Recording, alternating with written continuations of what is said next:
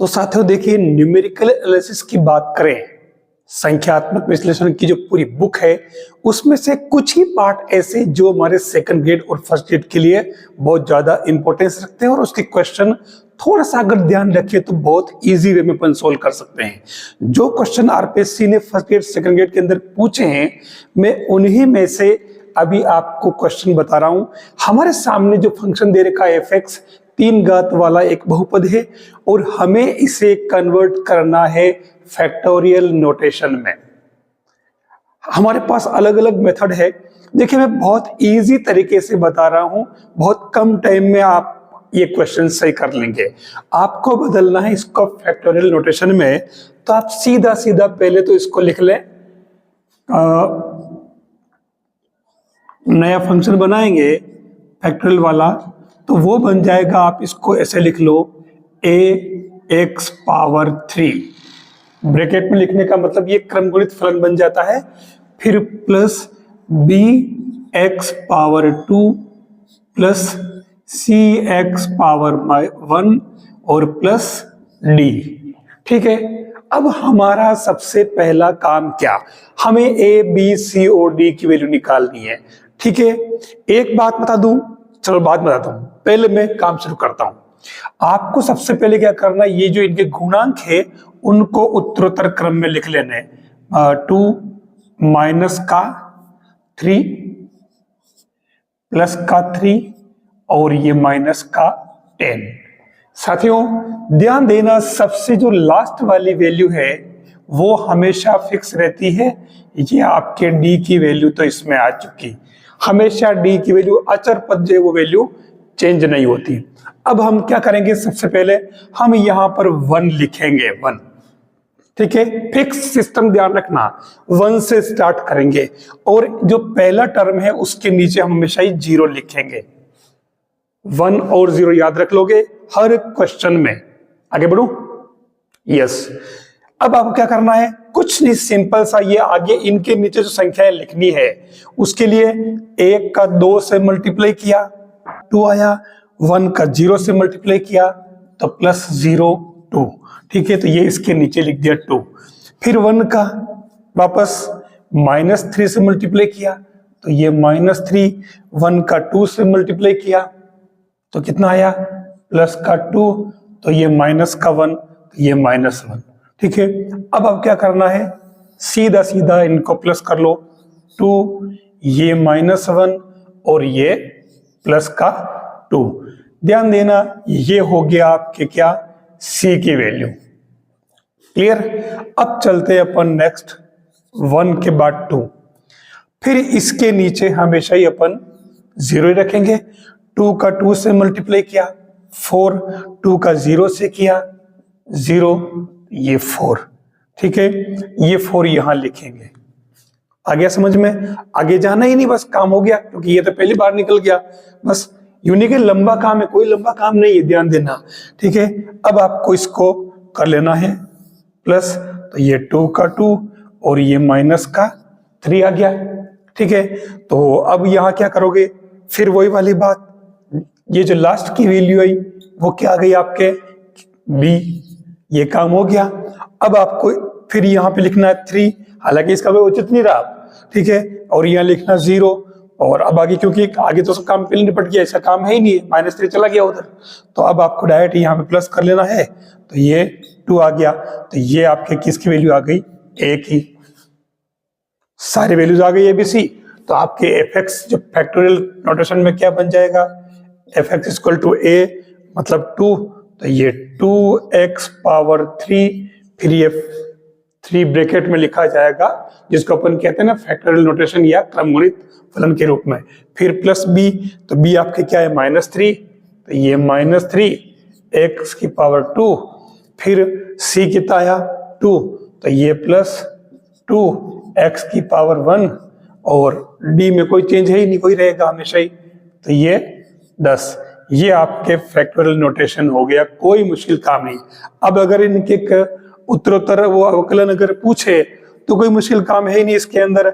आप इसमें इसी का डेल्टा fx निकालें तो ये क्या बन जाएगा, 6x पावर 2 हालांकि ये पूछते नहीं, हमारे खाली यही पूछते हैं यहाँ तक, लेकिन इसका तरीका है कि ये अगर निकालना हो, फर्स्ट फॉरवर्ड निकालना है, तो ये बन जाएगा आपके 6 और ये भी बन जाएगा आपके 6x और +2। अगर सेकेंड वाला निकालना है तो ये क्या बन जाएगा आपके 12x - 6 और थर्ड वाला अगर निकालना है तो fx = थर्ड तो लिखा था ही नहीं तो लिख दिया, तो ये कितना हो जाएगा 12। और फोर्थ वाला अगर निकालोगे तो वो क्या बन जाएगा आपके 0। ये हमारा वो जो इंटरपोलेशन जो टेबल बनेगी ना, अंतर्वेशन सारणी, तो उसके अंदर ये इनका यूज करेंगे अपन। ठीक है, तो अब देख लो कितना इजी काम, मेरे हिसाब से आपको समझ में आ गया होगा। और नहीं आया तो मैं एक एग्जांपल आपको फिर से बताता हूं। ये हमारा नेक्स्ट क्वेश्चन है जिसको हमें फैक्टोरियल नोटेशन में बदलना है क्रमगुणित फलन के रूप में। x4 से लेकर के 9 तक है अचर पद तक। मैंने इसको पहले ही देखो ABCD और ये E लिख देता हूं यहाँ पे, ABCD भूल गया मैं, E। अब हमें ABCD E की वैल्यू निकालनी है। क्या तरीका रहेगा? सीधा सीधा पहले तो इनके गुणांक लीजिए, तो x4 का 1, फिर ये -12, फिर ये 42 -30 और ये 9। ठीक है, हम सबसे पहला काम क्या करेंगे, हम यहां हमेशा गिनती लिखेंगे 1 2 3 यूं चलाएंगे। पहले मैंने 1 लिखा और 1 के नीचे हमेशा ही हम 0 लिखेंगे। ठीक है, ध्यान देना। अब हमारा काम क्या है, यहां शुरुआत आप यहीं से कर लीजिए। ये जो लास्ट वाला जो डिजिट है हमेशा ही ये अचर वाला रहेगा, ये कभी चेंज नहीं होगा। ठीक है, तो ये E हो गया। अब हमारे पास में ये डिजिट बच गए। अब हम काम शुरू करते हैं। करना क्या है, ये 1 और 0 याद रखना आप। 1 2 3 ऐसे गिनती करेंगे, यहां हमेशा इसके नीचे अपन 0 लिखेंगे हर बार। मैं भी लिख रहा हूं, 1 का 1 से मल्टीप्लाई करो 1, 1 का 0 से मल्टीप्लाई करो 0, कितना आया 1। ठीक है, ये 1 इस -12 के नीचे लिखना है। अब इस 1 का -12 से मल्टीप्लाई किया, -12, 1 का 1 से मल्टीप्लाई किया 1, -11, ये माइनस का 11 यहां लिख दिया। 1 का 42 से मल्टीप्लाई किया, ये 42, 1 का -11 से किया, ये -11, तो कितने 1 और ये 3, तो ये आ गया कितना 31। ठीक है, अब करना क्या, अब आपको इन सब की बाकी मतलब जोड़ कर लेनी। 1 11 माइनस का, और यहां 2 में से 1 गया तो 1, और ये 3, और यहां कितना बचा, यहां बचा आपने माइनस नहीं प्लस का 1। ठीक है, तो ये जो लास्ट की वैल्यू है ये आपके किसकी, डी की वैल्यू आ गई। ठीक है, मैं इसको चलो पूरी लाइन ही खींच लेता हूं, ये यहां तक एक काम हो गया। अब मैं यहां 1 के बाद लिखूंगा 2, मैंने कहा ना गिनती। फिर ये 1 के नीचे हमेशा ही 0 लिखना। 2 का 1 से गुणा किया 2, 0 से किया 0 यानी कि 2, तो ये आपने 2 लिख दिए।